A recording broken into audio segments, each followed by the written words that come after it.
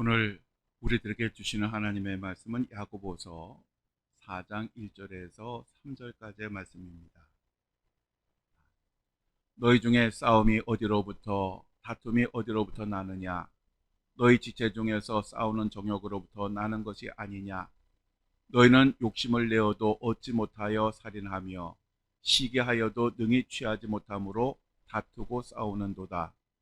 너희가 얻지 못함은 구하지 아니하기 때문이요 구하여도 받지 못함은 정욕으로 쓰려고 잘못 구하기 때문이라. 아멘. 오늘은 야고보서 4장 1절 3절까지의 말씀을 가지고 성령은 어떻게 받는가라는 제목으로 함께 말씀을 나누겠습니다. 저희가 지난번 후반기 트리니티 성경 공부 전에 이 성령에 관해서 계속 말씀을 나누었었는데요. 트리니티 성경 공부를 하면서 일시적으로 중지를 했었습니다. 이제 2024년 전반기 트리니티 성경 공부를 하기 전까지 우리가 이제 성령에 대해서 함께 말씀을 나누려고 합니다.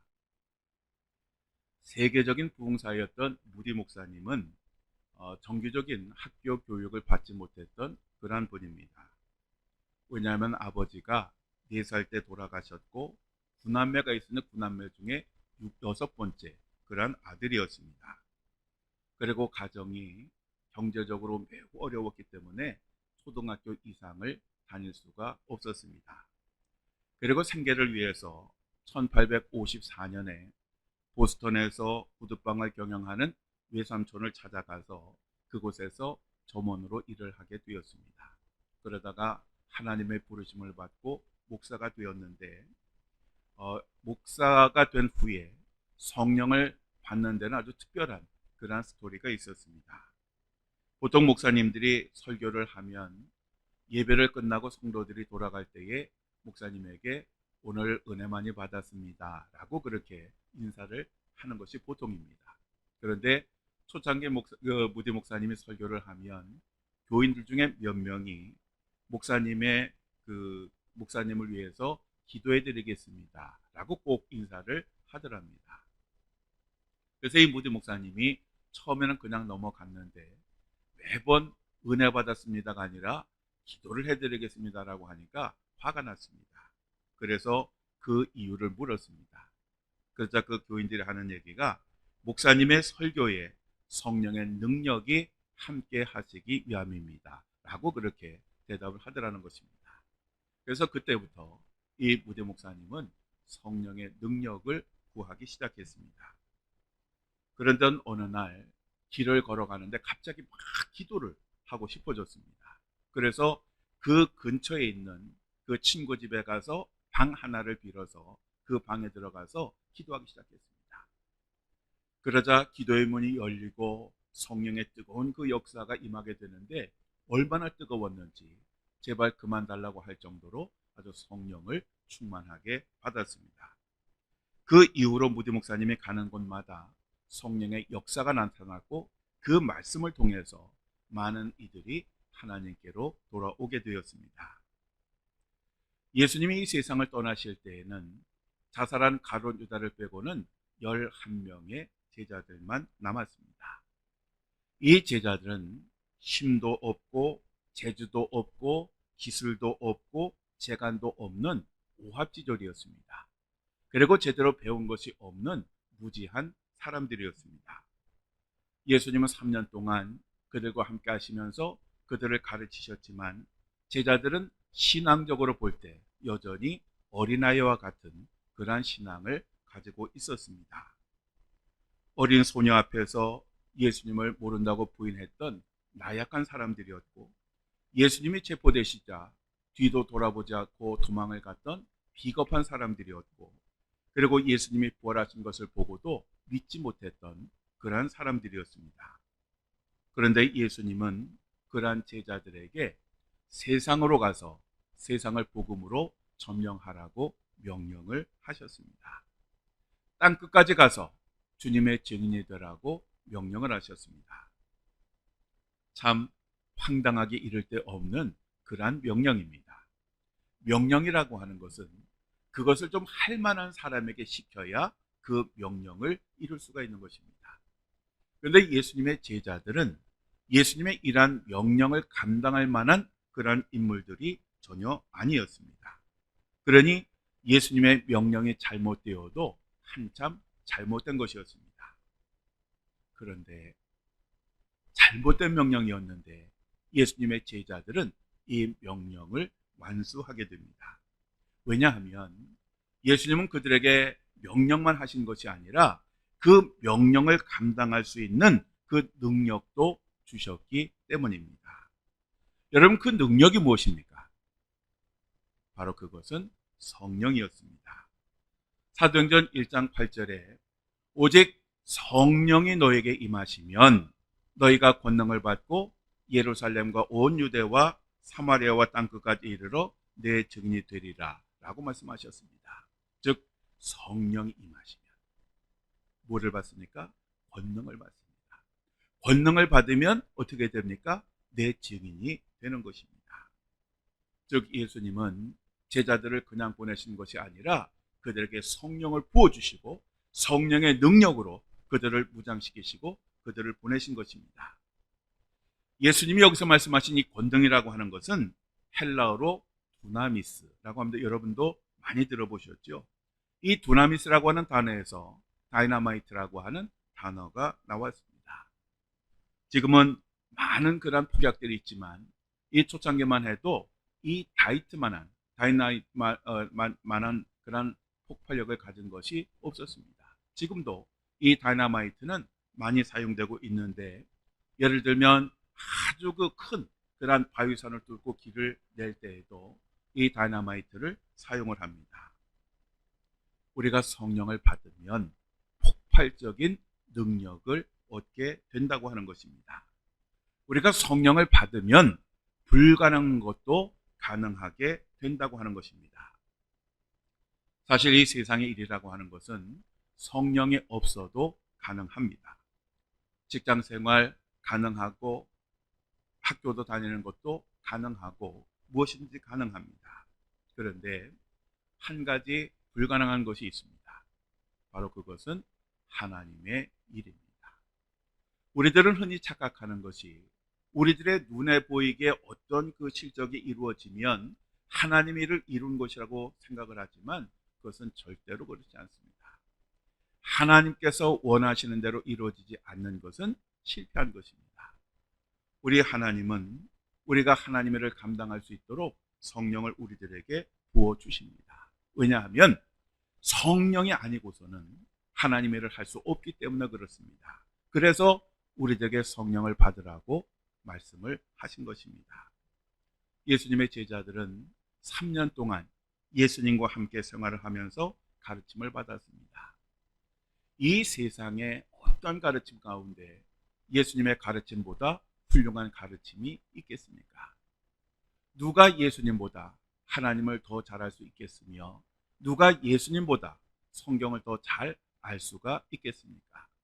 그리고 누가 예수님보다 그 가르치는 기술이 탁월할 수가 있겠습니까? 예수님의 제자들이 예수님께 3년 동안 동고동락하면서 이 가르침을 받았다라고 하면 아마도 제자들은 정말 탁월한 사람이 되었어야 옳습니다.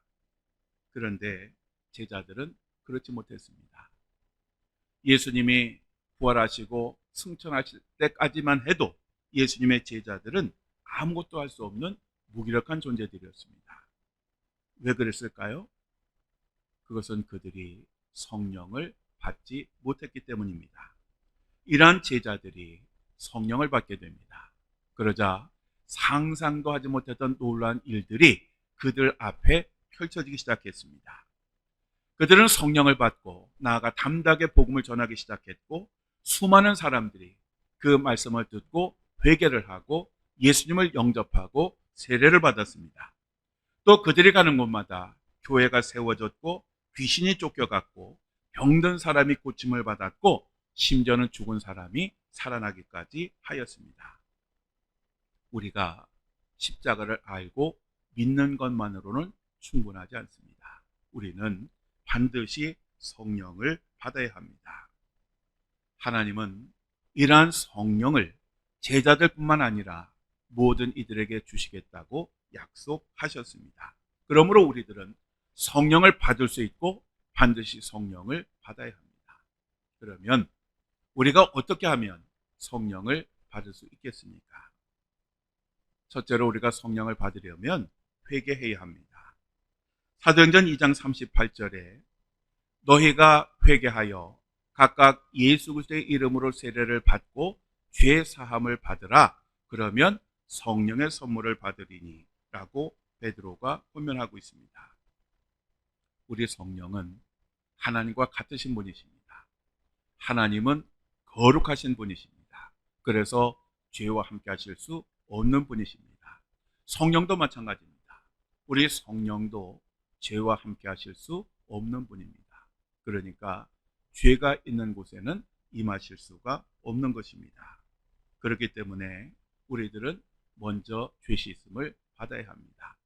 또 우리가 성령을 받았다 할지라도 만약에 죄된 삶으로 돌아가면 성령은 언제든지 우리를 다시 떠나시게 됩니다. 마치 사울왕이 하나님의 영을 받고 왕의 직분을 감당하기 시작했다가 결국 시간이 지나면서 죄를 짓고 하나님께 불순종하니까 하나님께서 하나님의 영을 거두어 가신 것처럼 우리가 만약 성령을 받은 후에도 죄된 삶을 살면 그 성령은 죄와 함께 사실 수 없기 때문에 결국 성령은 떠나시게 되는 것입니다. 그러므로 우리들은 항상 죄 씻음을 통해서 성령님을 모시고 살아야 됩니다. 그러면 우리들의 죄는 어떻게 씻을 수 있습니까? 우리가 이론적으로는 다 압니다. 그런데 많은 사람들이 그 사실을 믿지 않습니다. 그래서 많은 그리스도인들이 고행을 통해서 자기의 죄를 씻으려고 참 노력을 합니다. 중세 시대에 이러한 사람들이 참 많이 있었습니다. 요즘도 부활 그 절이 되면 예수님의 그 부활의 그 사건을 재현한다고 하면서 실제로 십자가에 못을 받고 매달리는 그러한 사람들도 있습니다. 그렇게 하면 죄 씻음을 받느냐? 아니, 아무리 우리 자신을 학대해도 우리의 죄가 씻음을 받을 수는 없는 것입니다. 또 우리가 선행을 통해서 죄 씻음을 받을 수 있느냐? 절대로 그럴 수 없습니다. 우리가 아무리 훌륭한 선을 행한다 할지라도 우리가 행함으로 우리가 죄 씻음을 받을 수가 없는 것입니다. 왜 율법 때문에 이스라엘 백성들이 절망할 수밖에 없었느냐? 행함으로는 구원을 받을 수 없었기 때문에 그렇습니다. 우리가 죄 씻음을 받으려면 예수 그리스도의 피로 씻어야 됩니다. 즉 예수 그리스도의 보혈만이 유일한 죄를 씻는 방법인 것입니다. 그러므로 우리들은 우리들의 죄를 고백하고 회개를 해야 합니다. 그러면 하나님께서는 주님의 보혈로 우리들 그 모든 죄를 깨끗하게 씻어주셔서 주홍과 같이 붉은 그 죄를 눈과 같이 희게 하실 것이라고 약속을 하셨고 우리들의 죄를 다시는 기억하지 아니할 것이라고 말씀하셨습니다. 우리들의 죄 씻음을 받는 그곳에 성령이 임재하시는 것입니다. 두 번째로 우리가 성령을 받으려고 하면 바른 목적을 가지고 구해야 합니다. 누가복음 11장 11절에 13절에 보면 너희 중에 아버지 된 자로서 누가 아들이 생선을 달라 하는데 생선 대신에 뱀을 주며 알을 달라 하는데 전갈을 주겠느냐? 너희가 악할지라도 좋은 것을 자식에게 줄 줄 알거든 하물며 너희 하늘 아버지께서 구하는 자에게 성령을 주시지 않겠느냐? 라고 예수님께서 말씀하고 있습니다. 참 독특한 말씀입니다. 뱀을 이야기하고 전갈을 이야기하고 알을 이야기하는데 갑자기 성령을 말씀하십니다. 예수님께서 이런 말씀을 하신 이유는 우리가 하나님께 구해서 얻을 수 있는 가장 귀한 것이 성령이라고 하는 그런 의미입니다. 우리가 하나님께 구하면 하나님께서 반드시 성령을 주실 것이라고 예수님께서 말씀하셨습니다. 그래서 예수님은 이 말씀뿐만 아니라 여러 가지 비유의 말씀을 통해서 하나님께서 우리들에게 그 성령을 주실 것이라고 말씀하셨습니다. 문제는 우리가 성령을 간절히 구해도 그 성령을 받지 못하는 사람들이 많이 있다는 것입니다. 왜 그럴까요? 분명히 하나님 주시겠다 약속하셨고, 그리고 수많은 사람들이 성령을 받았는데 왜 어떤 사람은 성령을 받지 못할까요? 하나님이 사람을 차별하시는 걸까요? 아니면 하나님이 약속을 지키시지 않으시는 것일까요? 아니면 지금 시대는 이제 성령의 시대가 아니니까, 아주 과학의 시대니까 성령이 필요 없어서 성령을 주시지 않는 것일까요? 오늘 본문 2절에서 3절을 우리 다시 한번 함께 읽겠습니다. 너희가 얻지 못함은 구하지 아니하기 때문이요, 구하여도 받지 못함은 정욕으로 쓰려고 잘못 구하기 때문이라. 이 성경 구절 잠깐만 놔주세요. 자, 두 가지를 이야기합니다. 첫째는 너희가 얻지 못함은 구하지 아니하기 때문이에요. 많은 사람들이 이 말씀에 이의를 제기합니다. 왜냐하면 그리스도인들 치고 성령을 구하지 않는 사람이 없기 때문에 그렇습니다. 누구든지 성령을 받기를 원합니다. 성령의 은사도 받기를 원합니다. 그래서 하나님께 기도를 합니다. 그런데 받지 못합니다. 구하는데 받지 못합니다. 그런데 지금 성경에 보면 구하지 아니하기 때문이라고 말씀합니다. 여러분, 우리가 구한다라고 하는 것은 주실 때까지 구해야 되는 것입니다. 그것이 참되게 구하는 것입니다. 우리가 어느 정도 구하다가 포기하는 것은 구하는 것이 아닙니다. 될 때까지 구해야 됩니다. 그 다음에 두 번째로는 정욕으로 쓰려고 잘못 구하기 때문이라 라고 말씀을 하고 있습니다. 즉 우리가 구해도 받지 못하는 것은 정욕으로 쓰려고 한다고 하는 것입니다. 여기서 정욕이라고 하는 것은 즐거운 것, 쾌락을 추구하는 것이라고 하는 의미의 단어입니다. 즉 우리가 성령을 구하는데 그 성령을 내 자신을 위해서, 내 자신을 드러내고 내 자신을 과시하기 위해서 우리가 성령을 구하기 때문에 받지 못하는 것이다 라고 말씀을 하신 것입니다. 사도행전 8장 9절에서 24절까지의 말씀을 보면 성령을 받은 빌립이 사마리아 성에 가서 복음을 전하기 시작하였습니다. 그런데 그가 전하는 그 복음의 말씀을 듣고, 그리고 그 빌립이 행하는 이적과 기적을 보고 사람들이 예수님을 영접했습니다. 그 사마리아 성이 성령의 역사로 충만하게 되었습니다. 더러운 귀신들이 사람 안에 있다가 큰 소리를 지르면서 떠나갔고, 또 많은 병자들이 고침을 받았습니다. 그러자 그 사마리아 성에는 아주 큰 기쁨으로 충만했습니다.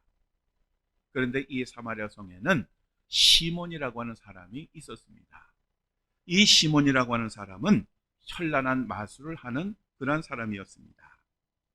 마술이라고 하는 것은 이적과 기적이 아닙니다.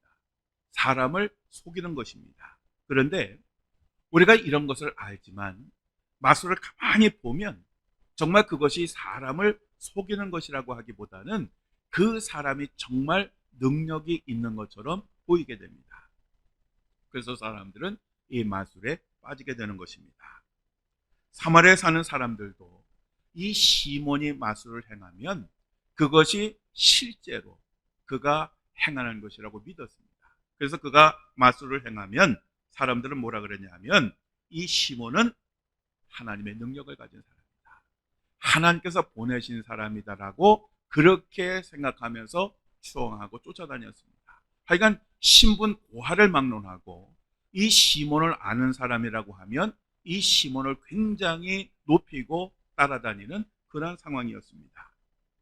그런데 빌립이 와서 사마리아 사람들이 그 예수님을 믿게 하고 이적과 기적을 행하는 모습을 보고 시몬도 사마리아 사람들처럼 예수님을 믿고 세례를 받았습니다.